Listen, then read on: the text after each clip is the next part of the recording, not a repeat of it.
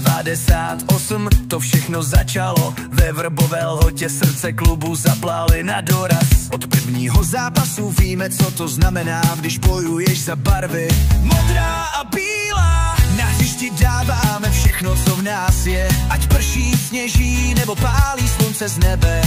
Náš tým je víc než dres a branky, je to rodina, co stojí spolu bez přestávky.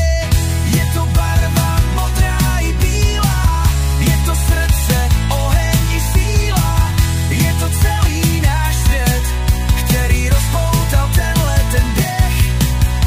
Základna 98, náš druhý domov, kde se fandí, zpívá, plánuje další boj. Po zápasech tam sedíme spolu, ať jsme hráči, fanoušci nebo jen u stolu. Táta s klukem, děda s vnukem, každej tady ví, že patří k nám pevně. V Lhotě se žije pro fotbal a čest a tenhle klub je pro nás víc než jen zápas a lest.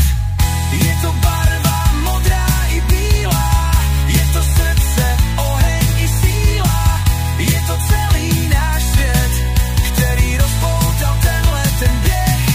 Když zazní vist, my jsme připravení, v hlavách klid, v srdci plameny.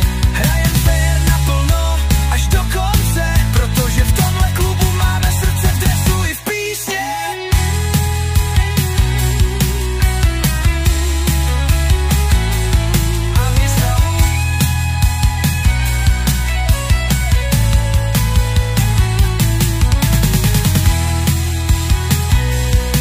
My jsme připravení, v hlavách klid, v srdci plameny. Hrajem fér naplno až do konce, protože v tomhle klubu máme srdce v dresu i v písni. Je to barva modrá i bílá, je to srdce, oheň i síla, je to celý náš svět, který rozpoutal ten běh.